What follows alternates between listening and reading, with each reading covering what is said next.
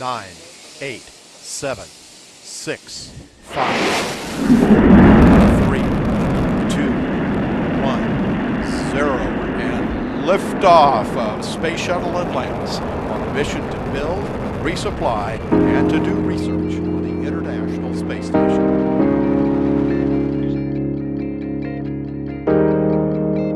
The President of the United States, President JFK Kennedy, told the American people, I'm talking of the mission to moon speech, that by the end of this century, we will send a man to the moon and he will return. By this time, nobody have gone to the moon in the United States. But this time, America want to land somebody in the moon. Now, we are talking of the story that we are telling, how that story conditioned also what we are doing. So that somebody is going to put himself into that tube that is going to travel into space, landing in the moon. The person believes that the other people that are here are going to take care of him or her. Storytelling helps us to do anything. So I think it is important that we pay attention to it, that we are not just here wasting time. We are taking into the fundamentals of the human being and the human consciousness.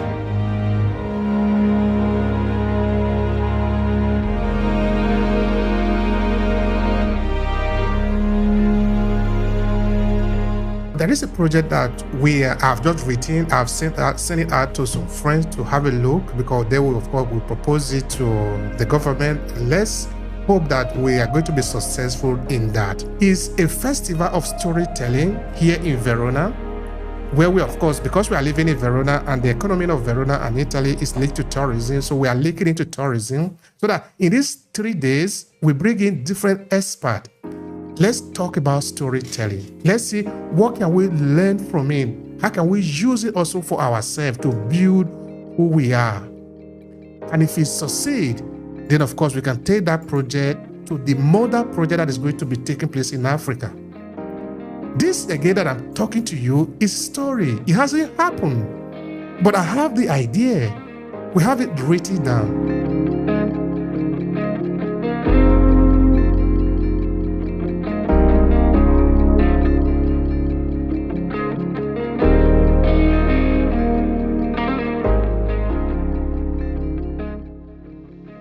When you are operating on a certain elevated frequency and energy with like-minded people, it helps to raise that state even higher, benefiting all those drawn to it. I truly believe this. Stories of resilience and triumph can inspire and empower individuals, helping them to navigate their lives in the diaspora. Add to this ancestral lineage healing, connecting with roots, exploring and acknowledging the traumas faced by our ancestors can help in understanding personal and collective struggles. This all leads to deep healing. We cannot underestimate the depth of pain and trauma we as a people have undergone and continue to experience through the daily triggering we live through every day. Telling and speaking these stories helps us to work through this pain, to understand them in the context which we are living, and most importantly, enabling us to write new narratives and passing on more developed stories on to the next generation, and not the same old incomplete, inauthentic, distorted ones that have been circulating forever, which we have been part of, promoting ourselves. Enough, brothers and sisters, enough. Documenting our own life experiences, challenges, triumphs, supports creating and sharing personal narratives. Digital storytelling through what we are doing, like what we are doing here. Vlogs, blogs, social media helps to share personal stories and cultural experiences. These platforms, as we know, can reach a global audience and connect diasporic communities. These are some of the gifts of the internet, despite all the other negative aspects. Like oral history projects are a key, crucial medium for preservation.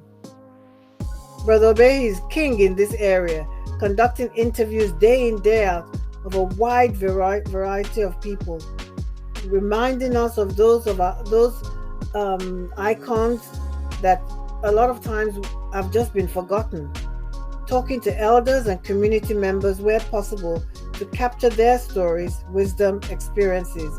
These recordings can be archived and made accessible to future generations who we also need to encourage how to explore and feel proud of their heritage and lineage. Intergenerational dialogue storytelling is quite powerful when it works, which is dependent on how it's set up, fostering mutual respect between the two generations.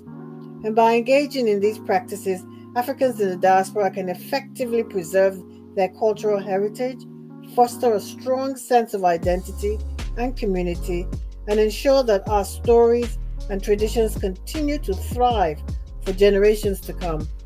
Thank you for listening, brothers and sisters. Thank you so much for that. Thank you so much for that. That is deep and that is really very important. It's very important.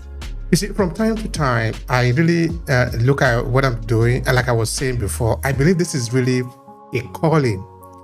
I am really sure of that. Hello, and thank you for checking out this video. I'm Obehi, the host of the African Diaspora Storytelling Series. Every 2 weeks, we meet up on LinkedIn to talk about different ways we can leverage the power of storytelling as people of African descent. Now, this is it. We are uniting the millions of Africans in the diaspora through the power of our story. It does sound like what you are interested in. Make sure to subscribe to this channel and share this video with your friends who might need it. Now, back to today's conversation. In that, because of the people that it has allowed me to meet, to talk with and communicate with and learn from, most importantly, I know this is what I'm supposed to do. Okay, now there is a project that I've just written. I've sent it out to some friends to have a look, because they will, of course, will propose it to the government. Let's hope that we are going to be successful in that. Let me just explain a bit of it.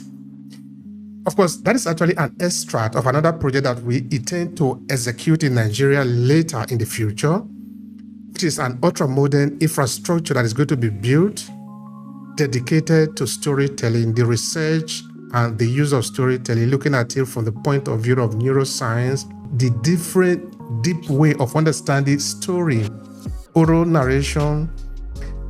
In this infrastructure that we are talking of, we will have different international conference center, everything linked to storytelling. We want to really look at storytelling not only from a philosophical point of view, but to build this institution so that it can be used as a way to teach people how to leverage this awesome power. Now, why am I saying this is an awesome power? It is an awesome power because without the storytelling or the secrets of the storytelling, the pyramid will not be built thousands of years ago. The future that we are going to build is going to be built on story. The First and Second World Wars were caused and resolved by story. Even our life and death all linked to story. Let me give you an instance so that I want us to understand that we are really tickling with something that is powerful here. It's at the rudimentary of how our brain even functions. You see, tell a gorilla, for example, I don't know how the gorilla functions, but at least we can make a kind of a deduce some information looking at other animals, that the gorilla should maybe give you a banana, and you will tell the gorilla that, okay, maybe after 2 or 3 years, I will come to you and give you 5 or 6 bananas. It's going to be pretty difficult for them, at least in the way that we think that they reason. But we are able to put somebody into something that might be dangerous. We will tell the person, hey, don't worry, we will save you. For example, the President of the United States, President JFK Kennedy, told the American people, I'm talking of the Mission to Moon speech, that by the end of this century, we will send a man to the moon and he will return. By this time, nobody have gone to the moon in the United States. But this time, America want to land somebody in the moon. Now, we are talking of the story that we are telling, how that story conditioned also what we are doing. So that somebody is going to put himself into that tube that is going to travel into space, landing in the moon. The person believes that the other people that are here are going to take care of him or her. Storytelling helps us to do anything. So I think it is important that we pay attention to it, that we are not just here wasting time. We are taking into the fundamentals of the human being and the human consciousness. It has to do also with what happened after we have died. Where are we going? All these are explained within story. So what we are doing in the small project, I just want to say it again, is a festival of storytelling here in Verona, where we, of course, because we are living in Verona and the economy of Verona and Italy is linked to tourism, so we are linking into tourism, so that in these 3 days, we bring in different experts. Let's talk about storytelling. Let's see what can we learn from it. How can we use it also for ourselves to build who we are? And if we succeed, then of course we can take that project to the mother project that is going to be taking place in Africa. This again that I'm talking to you is story. It hasn't happened, but I have the idea. We have it written down. It is when we believe it, like in the credit system, that you go to the bank and tell them, give me $20. I will pay you in 10 years. I will pay $25 or $50 or $100. They believe you. Like the person who is going into the tube, that is going into the space, he or she believes in the story. So story is fundamentally a miracle.